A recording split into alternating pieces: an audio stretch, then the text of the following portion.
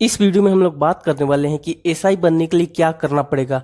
दोस्तों, अगर आप पुलिस डिपार्टमेंट में ज्वाइन करना चाहते हैं, पुलिस एसआई बनना चाहते हैं यानी कि सब इंस्पेक्टर बनना चाहते हैं और आपको नहीं पता कि क्या प्रोसेस है, क्या स्टेप बाय स्टेप है, किस तरीके से सिलेक्शन होगा, क्या एग्जाम होगा, क्या करना पड़ेगा पुलिस एसआई बनने के लिए, तो दोस्तों ये वीडियो आपके लिए बहुत ज़्यादा ज़रूरी है क्योंकि इस वीडियो में हमने सब कुछ कवर किया। इसमें मैंने आपको एग्जाम्स के बारे में बताया, क्वालिफिकेशन के बारे में बताया है, परसेंटेज के बारे में बताया, आपको हाइट कितनी होनी चाहिए, चेस्ट कितनी होनी चाहिए, रनिंग कितनी करनी पड़ेगी, मेडिकल टेस्ट में क्या होता है। कहने का मतलब है कि कम समय में आपको सब कुछ इस वीडियो में जानने को मिलेगा। तो दोस्तों, अगर आप जानना चाहते हैं तो इस बिना टाइम वेस्ट के वीडियो को शुरू करते हैं।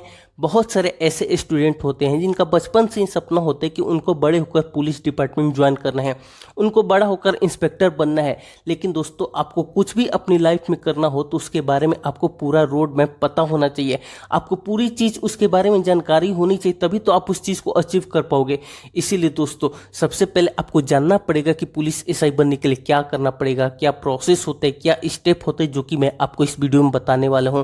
तो सबसे पहले हम लोग बात करेंगे क्वालिफिकेशन के बारे में कि क्या क्वालिफिकेशन होनी चाहिए, क्योंकि बहुत सारे स्टूडेंट को यह लगता है कि क्लास 12 पास कर लिए तो उसके बाद आप योग्य हो जाते हो, आप एलिजिबल हो जाते हो एसआई बनने के लिए। लेकिन दोस्तों, ये रॉन्ग है, ऐसा बिल्कुल भी नहीं है। क्लास 12 के बाद आप एलिजिबल नहीं होते। अगर आपको एसआई बनना है तो दोस्तों, कम से कम आपको अपनी ग्रेजुएशन कंप्लीट करनी पड़ेगी। अब बारी आती ग्रेजुएशन की कि ग्रेजुएशन कौन से सब्जेक्ट से होनी चाहिए। तो मैं आपको बता दूं कि ग्रेजुएशन में आप कोई भी स्ट्रीम ले लो, कोई भी सब्जेक्ट ले लो, कोई भी कोर्स कर लो, कोई फर्क नहीं पड़ता।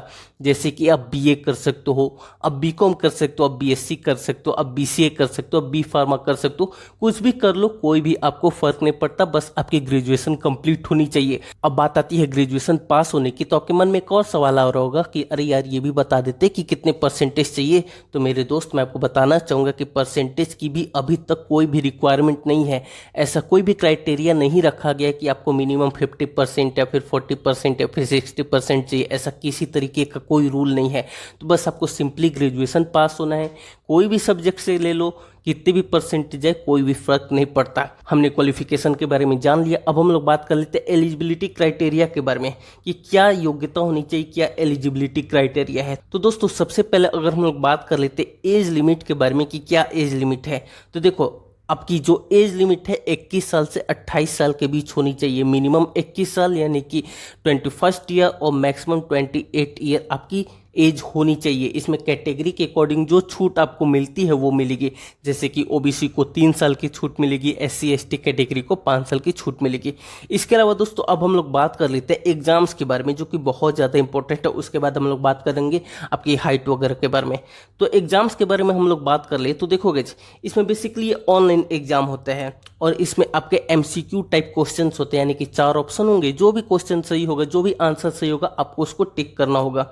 और ये जो एग्जाम होता है इसमें बेसिकली 4 सेक्शन होते हैं, क्योंकि बहुत सारे स्टूडेंट के मन में डाउट होते हैं कि किस टाइप के क्वेश्चन आते हैं। तो मैं आपको बताना चाहूँगा, देखो, इसमें आपको मैथमेटिक्स के क्वेश्चन आएंगे, जीएस और करेंट अफेयर्स के क्वेश्चन आएंगे, इसके अलावा रीजनिंग और हिंदी से रिलेटेड क्वेश्चन आते हैं। इसके बारे में आपको थोड़ा सा और मैं बता देता हूँ ताकि आपको और अच्छे तरीके से समझ में आ जाए। देखो, मैथमेटिक्स नाम सुन के आप घबराओ नहीं। अगर आपने 10th के बाद मैथ्स नहीं लिया था तब भी टेंशन लेने की ज़रूरत नहीं है, क्योंकि इसमें जो मैथमेटिक्स के क्वेश्चन आते हैं वो दोस्तों 10th क्लास तक ही आते हैं। हो सकते कि 1 या 2 क्वेश्चन आपके 11th-12th के आ जाए, लेकिन वो बहुत कम आते हैं। जो ज़्यादातर पोर्शन होते हैं 10th तक के ही आते हैं। अगर आपने 10th तक की अपनी मैथ्स अच्छी तरीके से कंप्लीट कर ली है तो दोस्तों आप खुश हो जाइए, आपको मैथ्स में कोई भी प्रॉब्लम नहीं होगी। इसके अलावा दोस्तों, हिंदी वही जो हम लोग पढ़ते आ रहे हैं, जैसे कि जो हम लोग हिंदी व्याकरण पढ़ते, जैसे संधि हो गया, समास हो गया, विलोम शब्द हो गया, और इसके अलावा समानार्थी शब्द हो गया, यानी कि सिनोनिम्स वगैरह हो गया। इसके अलावा लेखक वगैरह के बारे में पूछता है। हिंदी में बेसिकली वही होता है जो कि हम सभी लोग पढ़ते आ रहे हैं। इसके अलावा दोस्तों, इसमें आपको रीजनिंग होती है और इसके अलावा दोस्तों आपको जीएस और करेंट अफेयर से रिलेटेड क्वेश्चन पूछा जाता है। अगर हम लोग टोटल क्वेश्चंस की बात करें तो टोटल क्वेश्चन इसमें आपको दोस्तों 160 होते हैं और इसमें निगेटिव मार्किंग नहीं होती, ये एक अच्छी बात है। तो अपने एग्जाम पैटर्न के बारे में जान लिया। अब हम लोग जान लेते हैं सिलेक्शन प्रोसेस क्या होता है, क्या स्टेप्स होते हैं, किस तरीके से आपका सिलेक्शन होगा। तो देखो गाइस, सबसे पहले आप ऑनलाइन अप्लाई करोगे, इसके बाद आपका एक निश्चित डेट को आपका एग्जाम होगा। उस एग्जाम में जो भी कैंडिडेट मतलब कि क्वालिफाई करेंगे, जिनका भी मेरिट लिस्ट में नाम होगा, उनको बुलाया जाएगा रनिंग के लिए। आप रनिंग करोगे और वहीं पे आपका डॉक्यूमेंट्स वेरिफिकेशन भी हो जाएगा। अगर आप ये दोनों चीज़ क्लियर कर लेते हो, यानी कि आपकी रनिंग क्वालिफाई हो जाती है, इसके बाद एक फाइनल मेरिट लिस्ट बनेगी। उस मेरिट लिस्ट में जिसका भी नाम होगा उसको फिर से बुलाया जाएगा और उनका दोस्तों मेडिकल होगा। मेडिकल में बेसिकली आपका देखा जाता है कि आपकी विजन वगैरह चेक की जाती है, आपके फ्लैट फुट चेक किए जाते हैं, आपकी नीज वगैरह चेक की जाती है, यानी कि घुटने वगैरह चेक किए जाते हैं। अगर सब कुछ सही रहा तो दोस्तों आपका सिलेक्शन हो जाता है। लेकिन कभी कभी ऐसा होता है कि आपको मेडिकल में आप क्वालिफाई नहीं कर पाते। इसके दो रीजन होते हैं। एक परमानेंट रीजन होते हैं जो कि ठीक नहीं हो सकता, जैसे कि विजन वगैरह है या फिर कलर ब्लाइंडनेस है, तो ये तो ठीक नहीं हो सकता, तो आप वहीं से डिस्क्वालीफाई हो जाते हो। लेकिन कुछ कुछ रीजन होते हैं जैसे फ्लैट फुट वगैरह है या फिर और भी कुछ रीजन हो सकते हैं जो कि ठीक हो सकते हैं, तो दोस्तों उसके लिए 3 महीने या फिर 6 महीने का समय आपको दिया जा सकता है। उतने समय के बाद फिर से आपका मेडिकल टेस्ट होगा। उसके बाद अगर आप उसमें क्वालिफाई कर जाते हैं तो आप आगे की ओर बढ़ जाएंगे। मेडिकल टेस्ट वगैरह होने के बाद दोस्तों अगर सब कुछ सही रहा तो उसके बाद आपको ट्रेनिंग पर भेज दिया जाता है। अब हम लोग बात कर लेते हैं फिजिकल रिक्वायरमेंट की। कहने का मतलब है कि क्या हाइट होनी चाहिए, क्या चेस्ट होनी चाहिए, रनिंग वगैरह के बारे में हम लोग बात कर लेते हैं। लेकिन दोस्तों उससे पहले आपसे एक छोटी सी रिक्वेस्ट है कि आप इस वीडियो को अभी तक देख रहे हैं तो वीडियो को लाइक करके चैनल जरूर से सब्सक्राइब कर लीजिए। तो चलिए अब हम लोग बात कर लेते हैं क्या हाइट होनी चाहिए, चेस्ट होनी चाहिए, रनिंग वगैरह के बारे में। तो देखो गाइस, अगर आप मेल कैंडिडेट हैं और अगर आप जनरल, ओबीसी और एससी कैटेगरी से बिलोंग करते हैं तो जो आपकी हाइट है 168 सेंटीमीटर होनी चाहिए। और अगर आप मेल में एसटी कैटेगरी से बिलोंग करते हैं तो जो आपकी हाइट है 160 सेंटीमीटर यानी कि 160 सेंटीमीटर होनी चाहिए।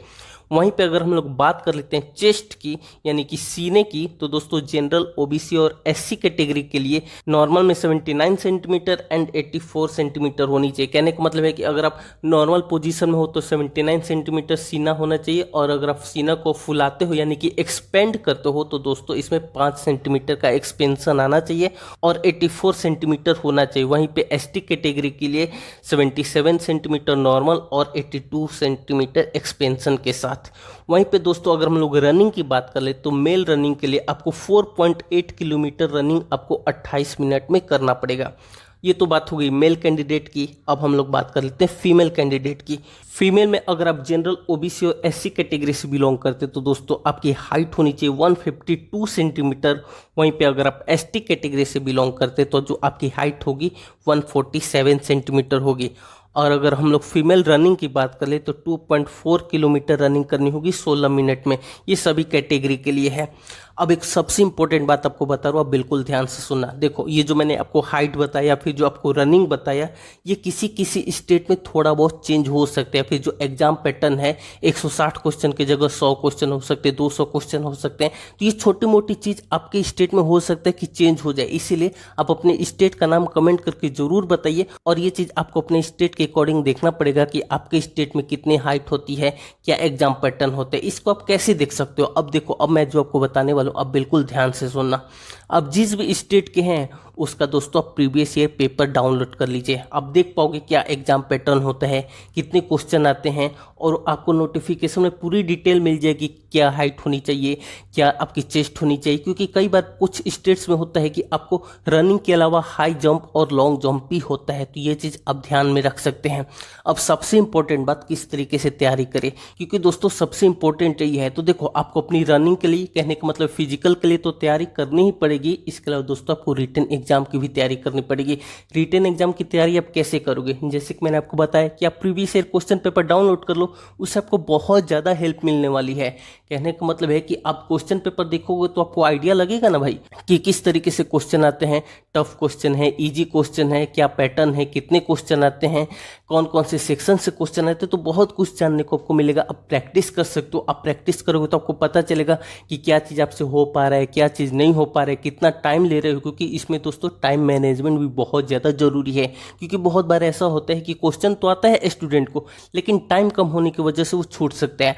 और दोस्तों सबसे इंपॉर्टेंट बात, आप प्रैक्टिस करते रहिए। जितना ज़्यादा प्रैक्टिस करेंगे उतना ही ज़्यादा आपके सिलेक्शन के चांसेस बढ़ेंगे। आप रनिंग और एक्सरसाइज करते रहे, आपको बहुत ज़्यादा हेल्प मिलेगी। और दोस्तों अगर आप चाहते हैं कि आप घर बैठे खुद से तैयारी करें, क्योंकि बहुत सारे स्टूडेंट ऐसे हैं जो कि खुद से तैयारी करके सिलेक्शन पाए हैं, तो उसके लिए बहुत ज़्यादा ज़रूरी है कि आपको अच्छी बुक्स पढ़नी पड़ेगी जिससे कि आपका सिलेक्शन हो जाए। इसलिए दोस्तों मैंने डिस्क्रिप्शन बॉक्स में कुछ बहुत ही बेहतरीन बुक्स के लिंक दिए हैं जिससे आप घर बैठे तैयारी करके पहली बार में सिलेक्शन ले सकते हैं। आप लिंक पे जाके आप बुक्स देख सकते हैं, कितने की है आप वो भी देख सकते हैं। भले आप खरीदे या मत खरीदे, लेकिन आपको पता तो होना चाहिए कि कौन सी बुक्स है, कितनी प्राइस है। अब आप मार्केट से ले सकते हैं, फिर कहीं और से भी अरेंज कर सकते हैं, लेकिन आपको कम से कम बुक्स के नाम तो पता होनी चाहिए। इसलिए आप एक बार लिंक पर जाके अब देख सकते हैं कौन सी बुक्स है, क्या है, और अच्छी तरीके से तैयारी कीजिए और अच्छी तरीके से पढ़ाई कीजिए। दोस्तों आपका सपना जरूर पूरा होगा। तो आई होप दोस्तों इस वीडियो में मैंने आपको जो भी कुछ बताया आपको सब कुछ समझ में आया होगा। लेकिन फिर भी अगर आपके मन में कोई सवाल है, कुछ डाउट्स है, तो दोस्तों आप कमेंट करके जरूर बताइए और अपनी स्टेट का नाम भी